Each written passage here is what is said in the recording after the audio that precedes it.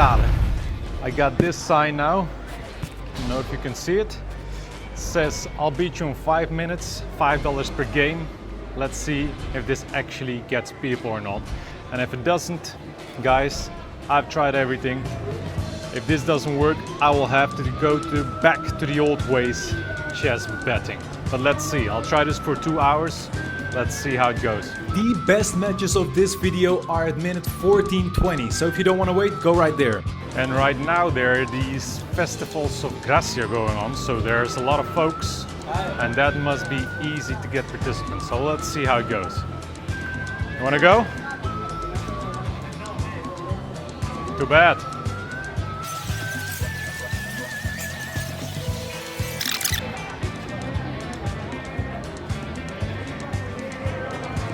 Yes?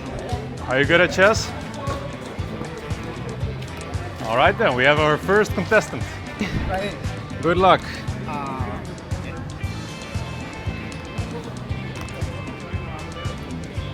Don't forget to press the time.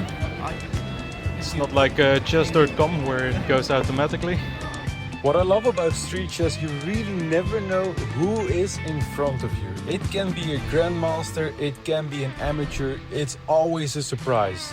And after shuffling the pieces back and forward, this is the position where we got ourselves into. Instead of free pawn. This is a very balanced position, but now I have to think, and I think I've saw an opportunity. If I take it with my knight, and he takes it back with his, I can take his knight with my pawn.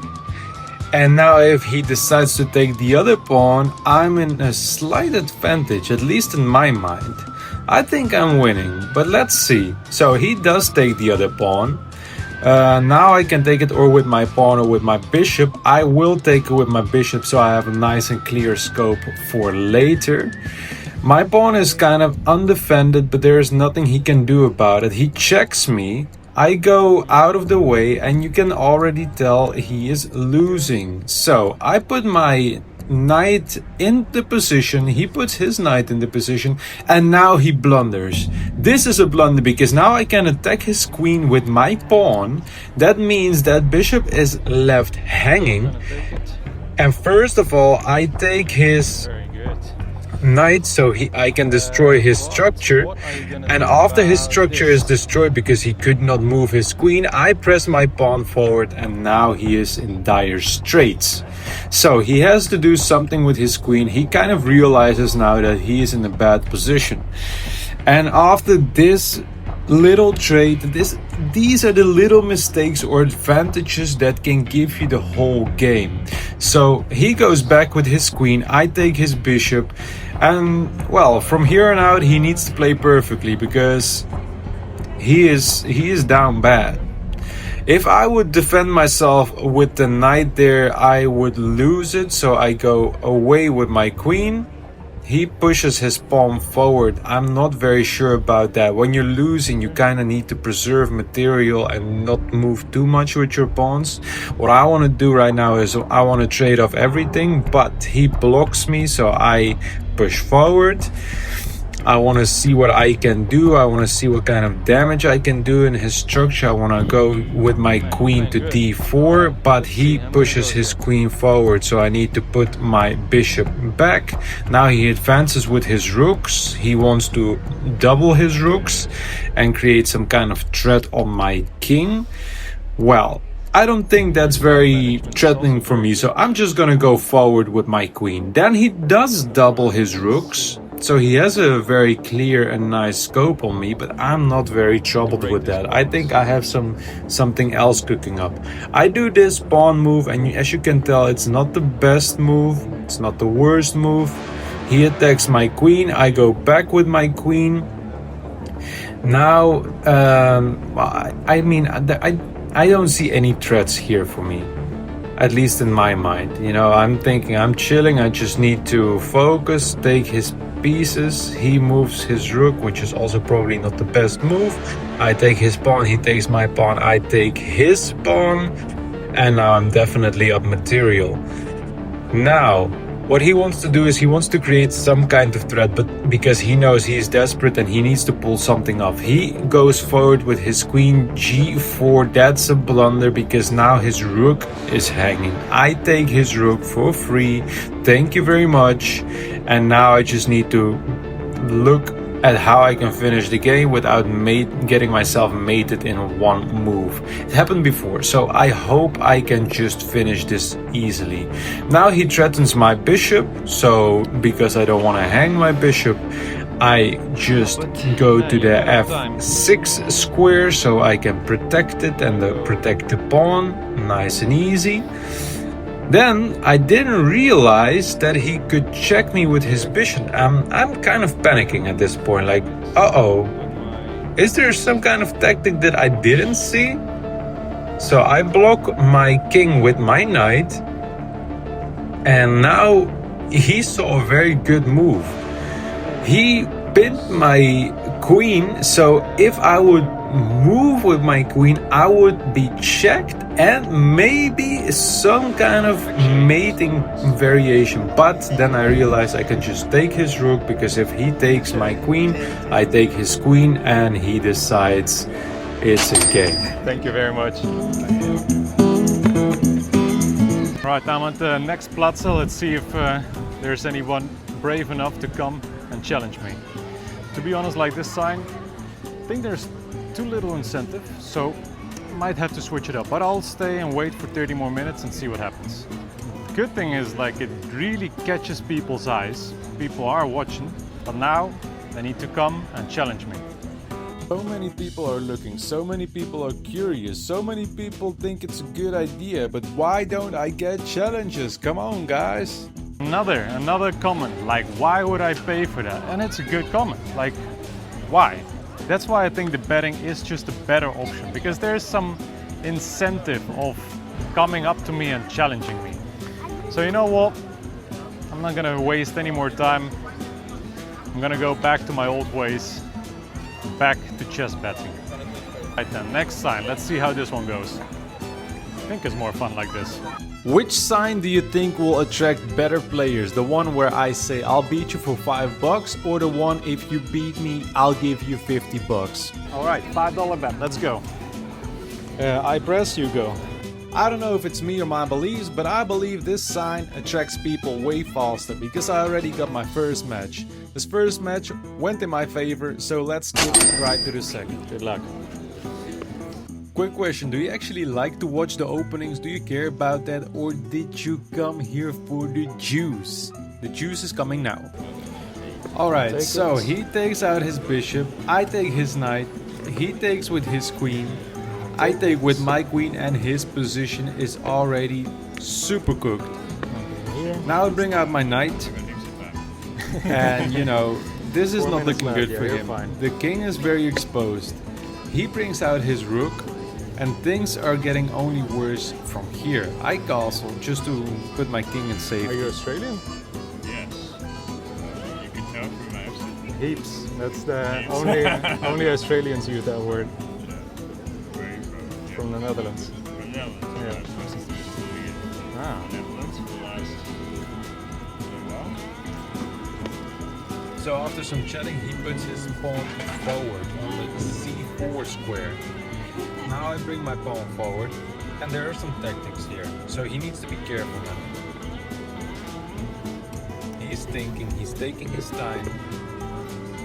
He brings another pawn forward, and I don't think this is the right way to go about it, because now if I push forward just a little bit more, I take out my knight first, he's gonna get in trouble.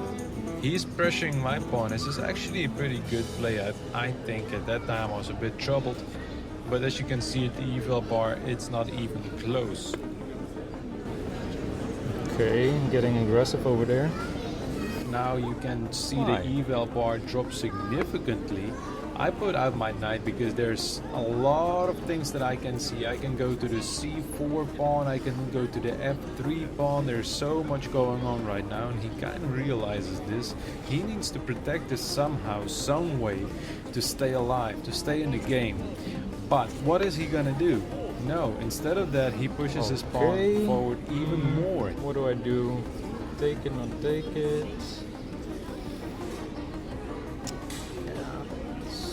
gonna go here, just for safety. because he cannot defend the f3 pawn. So what I'll do is I push his bishop out. Now he needs to go back, and there's not much that he can do. The best square probably is the c2 square, and that is where he decides to put his bishop. No, now he I'm goes to going the c3 square. you. Oh my goodness.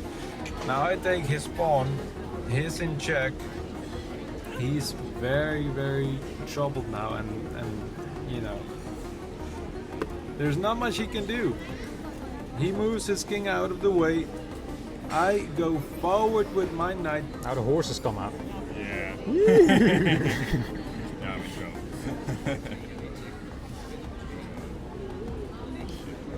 Horses are the worst. Especially when somebody knows how to use them. He brings out his rook. I think it's time now to start playing quicker. Alright, I'm gonna go back. I attack his rook. Thank you He very much. doesn't even see it, and that's a free rook, and the game is just over from now. I'm up 6 points. Then he makes another blunder. He goes with his bishop to attack my knight, but he forgets that his bishop you. is hanging. So I take that bishop. He decides to take my knight, and to be fair, to be honest, like, his time management was one of the best that I've seen. But in the end game, he just blundered too much, Then and that cost him everything. Now he is attacking my pawn. I go with the knight to the d3 square, thinking that if he takes my pawn, pawn I looks can juicy, doesn't fork it? him. But I think he saw that, so he go back with his rook. Alright.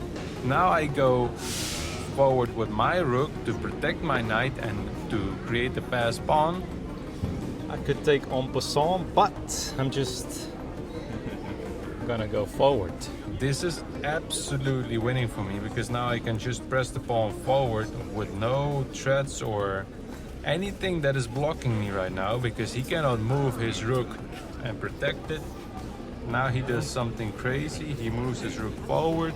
I push my pawn forward. There's absolutely no way he can protect that. It's almost there.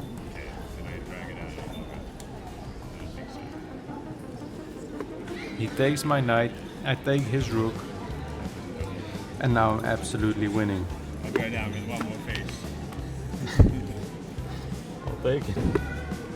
They're just mate in 3, I'll take my and queen. yes, I do see it.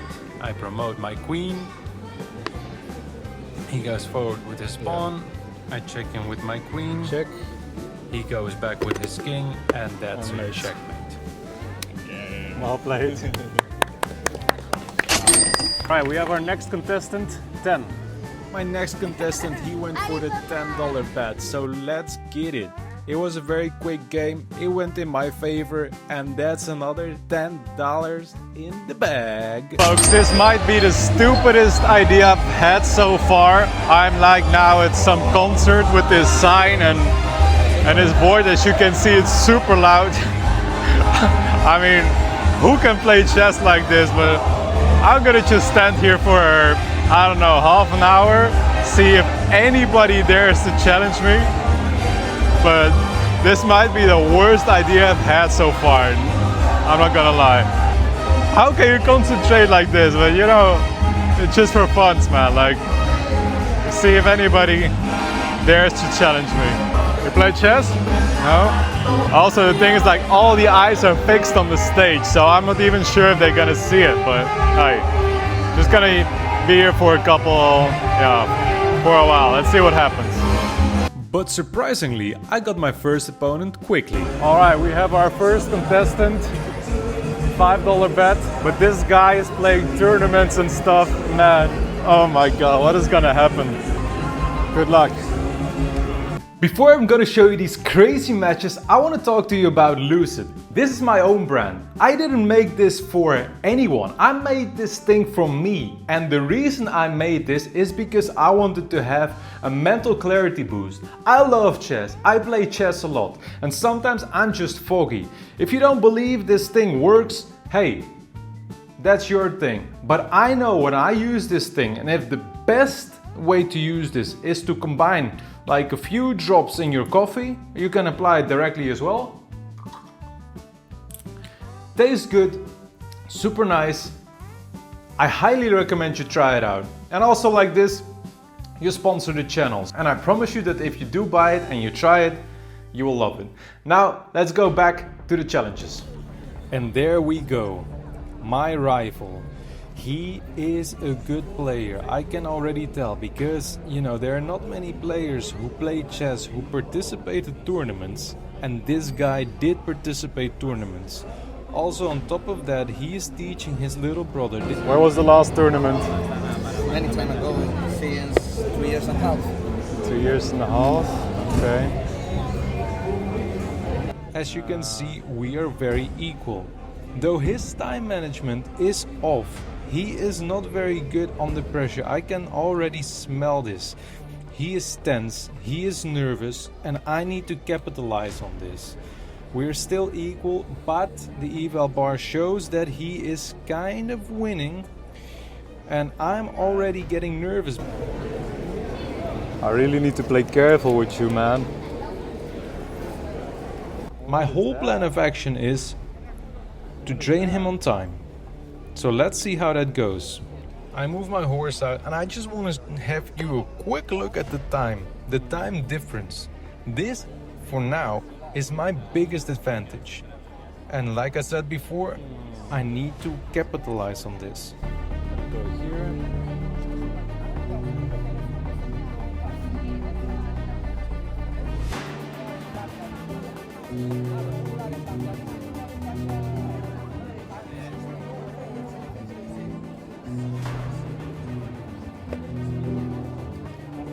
He takes out his queen.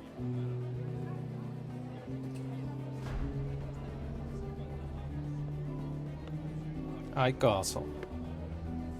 He puts his bishop under pressure, so he pressures my rook. I need to move, but I defend instead. He puts my knight and queen under pressure, so I cannot fumble and take the pawn, and I need to bring my queen to safety, so that's what I'm gonna do next. I'm gonna bring my queen to safety. I don't want to do any crazy moves, I just want to play safely. I need to drain him on time. Look at his time again. Like, there's a big difference. He's getting in deep waters now. He's in trouble. He takes my pawn. I take his pawn with my knight so I can pressure his queen, and I hope actually that he trades his bishop for my knight. But instead of that, he takes up his queen and he's trying to move it to a safe square. Instead of going back, this guy moves forward. He's not messing around, man. Like, he goes forward with his queen. So I kick his queen out. Now he does need to go back, but there's still no clear advantage for me, and there's also not many moves that I can do. I have to be very precise in this position.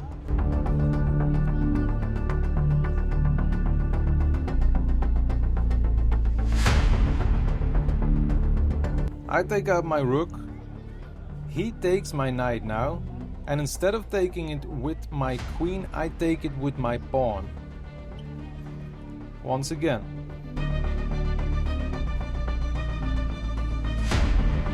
I have to pressure him on time, man. He pushes his pawn forward. He's also not doing anything spectacular. This is a very tight match. I trade rooks. I'm gonna take it. And now you can see the next mistake, the big blunder that I will do in just a moment. Yes, it's bringing my pawn forward and leaving my knight hanging. He immediately sees this. Knight gone. Look at his time. I just need to stay alive for a little bit longer. Come on. I can do it, right? I can do it, right? Or can I? As you watch this with me, think of some strategies that you would do or what you would have done in this position if you knew that he has only 1 minute left and I need to squeeze this minute out.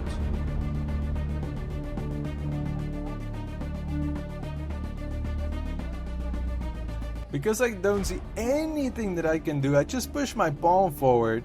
I hope I can drain his time a little bit. I cannot think too much. Even though I do have a lot of time, I cannot think too much. I need to keep him under pressure. Took my knight. Next mistake. My goodness, bishop gone. Took my bishop. This is not looking great, guys. This is looking so bad for me, but look at his time. You need to keep looking at his time because his time is almost over. I just need to stay alive for a little bit longer and I will win it. Regardless if I'm losing or not, I will win this game. So I put my king back. He moves his queen forward. He wants to trade. That is not good for me. I do not want to trade, so I put my queen to safety. He nods, he knows. Now he's pushing forward with his rook. I think, there's this back rank check. At least I can distract him for a little bit. He sees it and now he's thinking, how can he defend? But look at his time, man. His time is ticking fast. He doesn't have too many seconds left and he is nervous. He is panicking so hard. I can tell, I can smell it. I cannot mess up right now. I just need to stay alive for a little bit longer. Come on. I put my rook forward. Then I put my rook back. His knight comes forward. Now I think, okay, that square is free again. So what I will do is I will just go back with my rook and pressure that king again. So that's what I'm gonna do right now. I take my rook, pressure his king again. I just need to make him fumble. But then he checks me. And now it's looking very dire because my king cannot go anywhere. And if he checks me again, then my rook is gone. It's looking so bad for me right now, but look at his time. Look at his time. His time is almost done. I just need to stay alive for a couple more seconds. Come on. All right, I take his knight. Maybe a very bad mistake, but I don't know. Oh, I just need to pressure him a little bit more. Just a little bit more. Oh, where is he gonna go with his rook? I'm checking him. He is blocking. I attack his rook. He goes back with his rook. Now I go back with my king. He checks me. He checks me again. And now I do this stupid mistake. And now it's made into, and he checkmate me. Oh my goodness. What a match. Well played. I had to take this.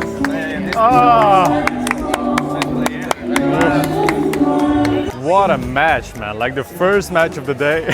Oof. It's not looking good. And I want to rematch with this guy, so after he calms down a bit, maybe we'll do a rematch. You might be thinking right now, why would you rematch a guy who just beat you, who plays good, who goes to tournaments? Man, you're gonna get broke playing this guy. Yeah, but in my mind I was thinking, he doesn't know how to deal with pressure.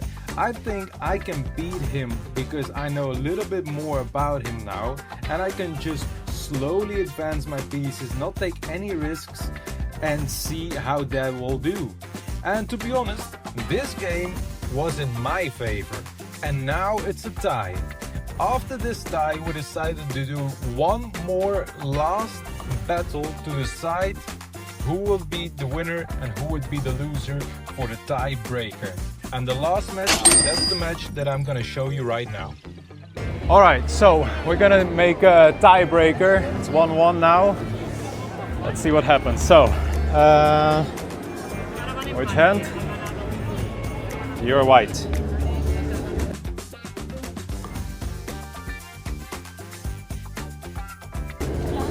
Ready? Good luck. Okay, this is gonna be the last game with him. So, it is a very similar opening. Actually, it's exactly the same one. But when I was in that moment, when I was playing, I didn't even realize we were playing exactly the same thing. Now that I'm analyzing the game, I see, oh my goodness, it is exactly the same. But that is good for me, because now I actually know what his strategy is, what his tactics are. And I can use this to my advantage. And also, I think still I can beat him under time. But I can see already that he messed up here, because now there is one pawn for free. Thank you very much, sir. Yes, I'll take that happily. One pawn in the bag. I'm winning. This is already going good for me. He nods, he understands. He understands what is going on, but now he needs to make a move. What is his next move? I'm gonna develop, yes, bring my bishops out, and his Fianchetto bishop is not looking good for me. He takes out his queen. He thinks he can capture my bishop, but he doesn't realize I can just go back and attack his queen, which I do. Now he's like, what can I do about this? He's thinking a bit. Some random dude waves at the camera, but that's all right. His queen goes back. I castle.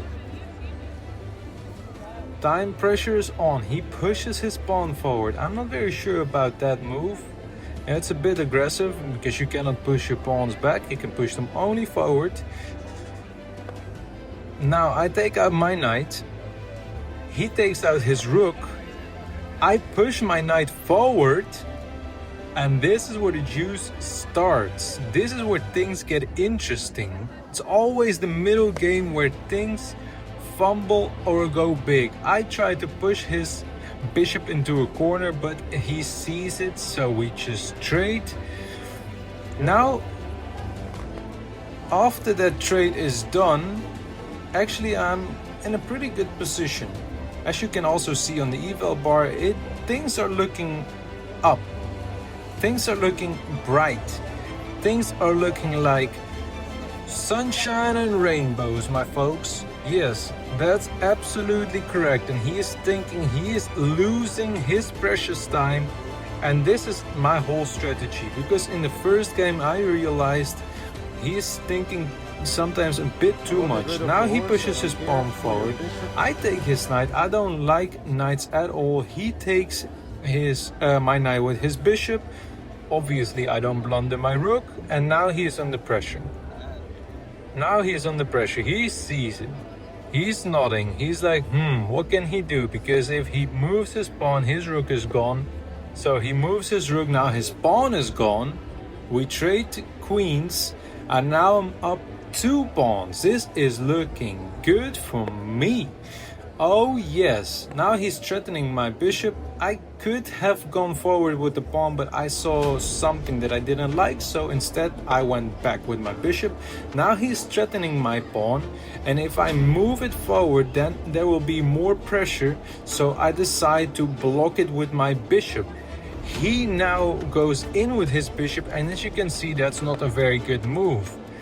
Now I trap his rook with my bishop. His rook cannot go anywhere, and my plan of action is to eventually trade his rooks. I want to trade material, I want to trade it fast, and I want to advance my pawns and get into the endgame, because there I will win for sure.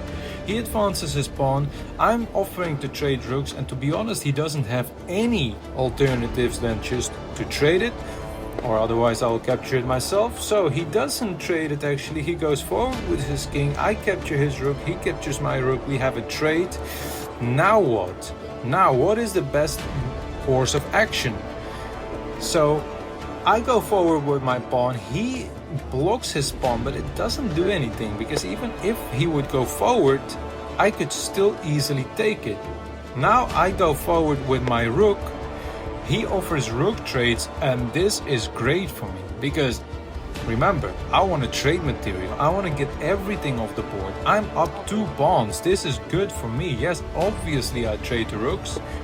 Now I advance with my king, but as you can see, that's not a very good move. This is not a very good move. Again, I blunder and I blunder again. Now I am safe with my king. And now he needs to take away his bishop to save square. He puts it away. Now I advance with my pawns. He doesn't take it. He advances. Now I advance with my pawn. I want to break through. I want to create a passed pawn, but he sees that. He blocks it. Now he advances with his other pawn. He wants to create a passed pawn for himself. This is dire. This is dangerous, and I pushed my bishop way too far. I should have pushed it not that far away, but now he's advancing and he's coming in hard. But as you can see at the eval bar, it's not good for him. That was actually not the best move. He still advances, and there is a tactic for him that he can use, but I already see it, so I'm preparing my bishop. He is taking his time, but he knows that he cannot take too much time. So I put my bishop into safety. Now everything is looking good for me. Now I just need to put my king forward and advance my pawn slowly. He protects his pawn. I advance my king. Now I need to create some kind of threat or loop so I can create a passed pawn and win the game. But it's not that easy. I'm gonna go forward with my king, threatening both of his pawns. Now he makes a mistake, and actually the game is over. But I said, like, it's fine. You can go back with your bishop. So he went back. That's fine with me. Let's keep this game going. So after that move, I go back with my king. Then the next move is from him. He goes away with his bishop. He's trying to protect his pawns. Now I can push forward with my pawns and break this chain. Push one pawn forward and make a passed pawn. He realizes this. Now he needs to act. The time is ticking. He needs to do something. He takes the pawn with his pawn. I take the pawn with mine.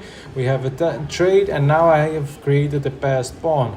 Now he is in dire straits. I'm 2 pawns up. There's not much he can do right now. So he tries to sneak his king in. I'm gonna go forward. I see his king coming over. This is not looking great for me, but I do have 2 passed pawns. And now I'm going forward with my pawn. He thinks a little bit. He does take it. I take his bishop. He tries to sneak in with his king. Then I go forward with my pawn, and he realizes it's over.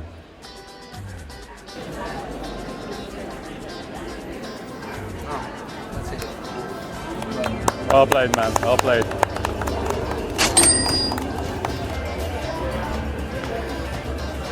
All right, we have our second challenger. Are you ready? Oh man, that's such a good feeling. From 0-1 to losing 10 bucks to a tiebreaker to 2-1. I recuperated my money. We're back at 100 bucks. After that challenge, I had 3 more games that day. I won the 3 games, and now I just need to chill a bit. I went to see the Gracia Festival, looked around, played a bit with the kids as well because they wanted to play, and that was enough for the day. See you next time.